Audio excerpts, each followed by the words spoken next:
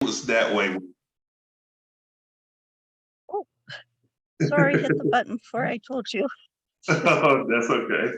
But that was Yeah. that was exactly the situation that I found myself in with Redefining Functional. She came to me with it, and I was thinking to myself, I don't want to do that. But the more I took that to God in prayer, and I was kind of got her vision of it, I realized, yeah, Mm-hmm. that's where we should go.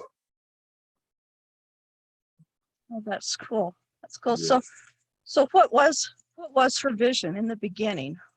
In the What vision, did she yeah, as? in the beginning with Redefining Functional, it was mainly this,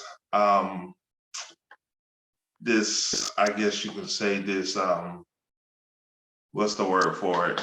This, I guess you could just say vision of putting together, um, upscaling and upcycling, but also encouragement and motivation and all of these things, both a mixture of things she does for a hobby and that she loves, but also really connecting that inside of a message of how God can take something that we think is absolutely useless, that's had its use and it's no longer serving a purpose, and realizing there's something that's still there. And and that was the original vision and focus of it, is to bring motivation and inspiration and different things revolving around that idea. But over time, and I'm sure many of you have this happen, you find that the vision that God gives you begins to morph and begins to transform and begins to grow, just like a baby, right? It starts as an infant, and over time it begins to grow and become more and more and more and something else. And even though that vision is in and of itself the same as it began, different things, different aspects of it change, it matures, and you begin to get a clearer perspective or view of how this is going to look and the purpose it's going to serve. And that's what happened with Redefining Functional. We begin with that idea, but then it turns into something more of, okay, what's my purpose? Who am I? Not just in the scope of society, in the scope of my family, in the scope of my work, but who am I to God, and how do my work and my place and family come out of that? And so it changed, but didn't change, if that makes sense. And it was this transformation where we began to realize that a lot of the things that we were going through, a lot of the dysfunctions we were going through in life, hitting rocky roads and bumps along our journey, were teaching us things that could help others who might find themselves on that same path, towards who they are. How do I show up in life better? And how to live the life God put me here to live. Yeah. So I think you answered my question before I asked it, but I need to ask. So who are the people that you serve? I mean, are they businessmen? Are they individuals? Are they kids? What I guess demographic age group type of Got you. people would you want to help out? Um, initially I think sometimes starting out in business, we all hit this barrier where initially it was, I want to serve the whole world, you know, but along the way you begin to realize, well, where I do want to help everybody, I think I have a specific voice or that I connect to a particular audience. And so, over time, I think initially in business, it was a little frustrating because when we started our blog, it was this we connected with a mentor. And one of the things they say is you need to have a avatar. And this avatar, picture it as though they're a real person. This is the person you're talking to. And so it was hard because I'm thinking in my mind, I'm talking to everybody. How can I talk to one particular person when I'm talking to everybody? But I realized, of course, going through some different things with them and just sitting down with God and just saying, okay, help me with this. Who did you call me to? Who did you call me to serve? I mean, I have no clue. And it just came out as, in a sense, you're called to serve people who are just like you, Carlton. You're called to serve people who may be somewhere in the middle of life, somewhere in, if I had to put an age group to it, I would say 20 to 44. And they're in the middle of life, or they're beginning, and they're in this mode where they've tried different things and those things don't work. And they've gone through different programs and those programs don't work. And I think it's a focus of where we look externally before we look internally and find out where our internal can best fit our external. I think sometimes we kind of move to do different things that we see working, but we don't know, okay, who's the right coach for me? What's the right program for me? Knowing different things about myself. Some time ago, we did a challenge on emotional and mental emotional challenge. And it spoke to emotional intelligence and knowing about ourselves so that we can best show up in situations, show up in different arenas and programs. Because I remember having this conversation with someone, and they said they were looking to launch a podcast, and they connected with this one particular coach that would get results. And everybody around them was getting results, but they weren't getting the same results that everybody else would get. And they didn't understand why. And their coach didn't understand why.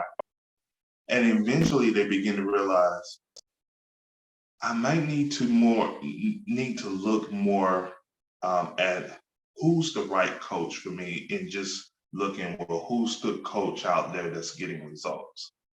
Some coaches work better with others. Certain programs work better with others.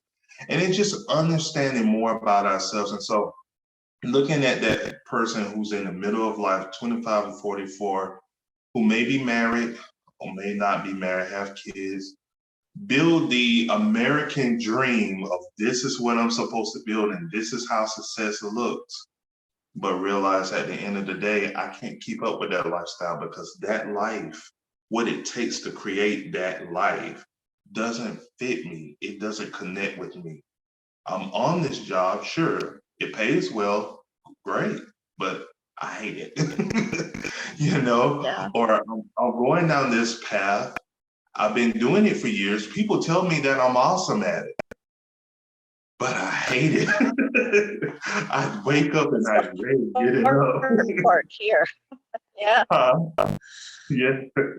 And Yeah. so, It's the heart inside that just isn't yeah, there. exactly. It's like we'll show up in these situations and it's going through the routines, but outwardly we're just going through it. But inwardly we're screaming, can you please let me be me?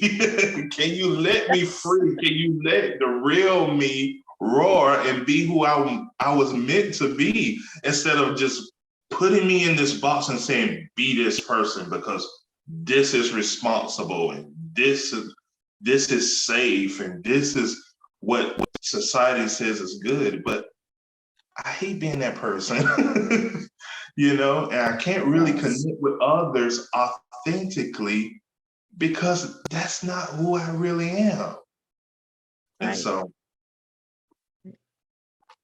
So, yeah. do you have suggestions maybe? I know we don't have a whole lot of time. We're still doing okay, but maybe how can somebody begin to discover their identity, who they really are, and what they really want to do? I mean, we might have an idea, but there might be a better path to follow or steps to take to help us Gotcha. get to where we need to be. Gotcha. That makes sense. I think I think the first step, I think one of the things that I had to realize first, starting in that direction, is to realize that I have a choice. And I think, and let me explain why I said that. There were so many things I was doing um, before I really started moving in that direction. And I'm thinking to myself, well, not everybody else isn't doing that. Or you think to yourself, well, I don't have all the answers, or I've never done that before. And so I can't really move towards Right. something until you feel like you have all the pieces of the puzzle, right? And you Right. realize that, um, and in some cases, I think some people don't step out, because we feel like we need permission to step out. Um, and so we don't make that choice because we feel like we need something to affirm that I should step out or this is the right choice.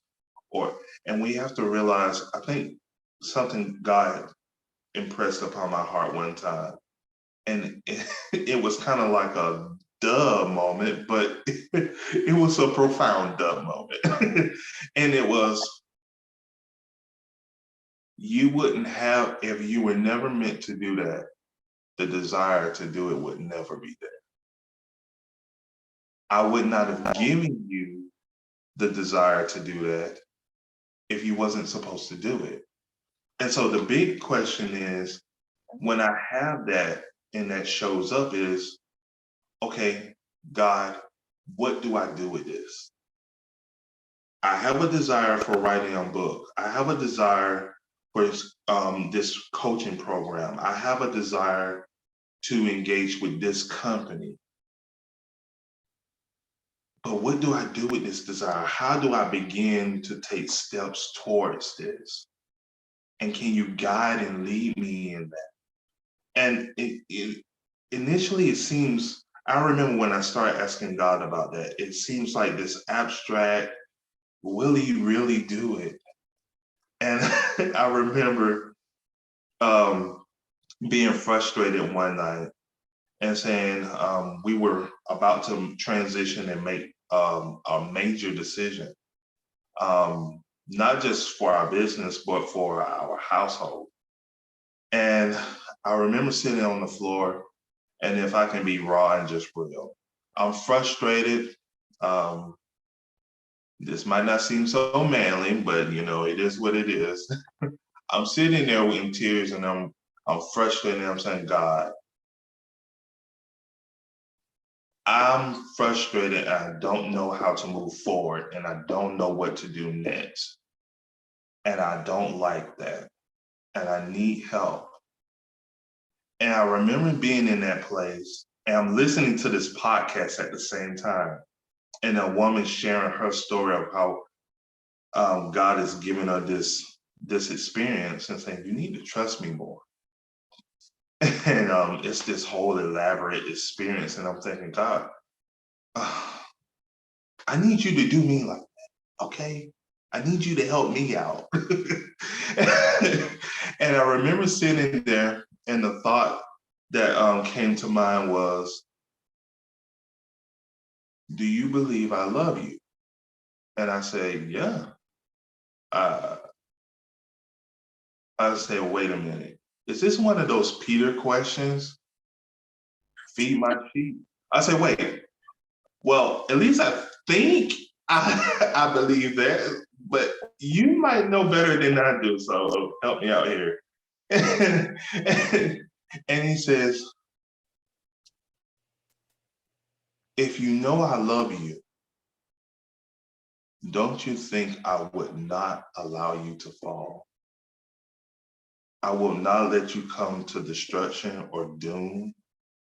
I know exactly how to catch you. I know exactly how to get the right information to you, to bring the right person into your path, to bring that right idea into your mind, to bring even the right question to your heart to ask. All you have to do is bring that stuff to me, and I start leading and guiding you in it. And I was like, oh, okay, that's cool. All right, okay, well, I'll start doing that more. And it's a journey. It's a journey of just walking with God and Him walking us through things, walking us through questions, walking us through ideas and thoughts and solutions and struggles and all of these things. And it's a journey. And I think sometimes to move towards that, we're looking to be who we want to be overnight, or we're looking to get to all the answers in one day. And God is like, can you trust me today? And now I'll give you what's sufficient for today, so that who you need to be for tomorrow, you'll be that person. Oh, And so wow.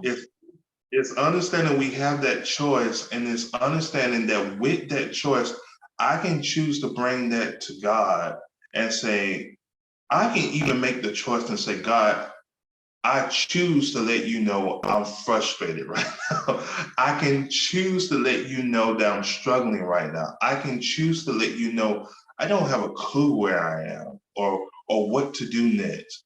And it's amazing how just that seemingly small, insignificant choice to do that can lead us to the answer that we need later. And it's that thought of, don't despise small things, don't despise small beginnings, things that you would discount as insignificant. Don't discount it, because that small choice, that small impression, that one little thought that came to mind, that one thing that somebody mentioned to you might lead you into the next thing of not only discovering who you are, but even being who you are. And so I know that was a long answer, but I hope.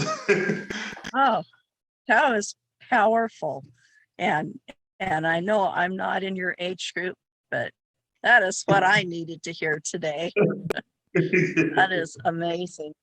So, oh, I see. I know we started a little late and we're kind of right on time for starting late. I put your information in the chat box or in the comment box in Facebook.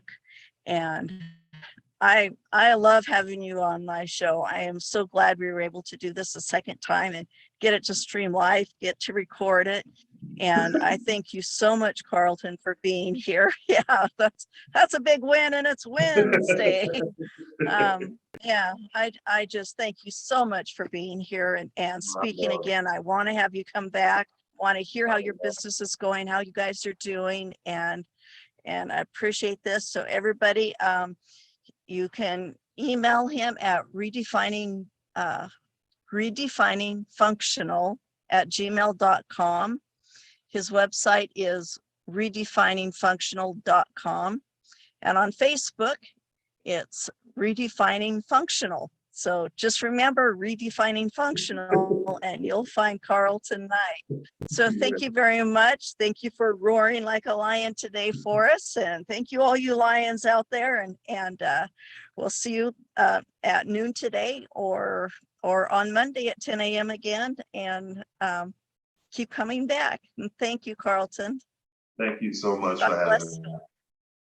Thank you.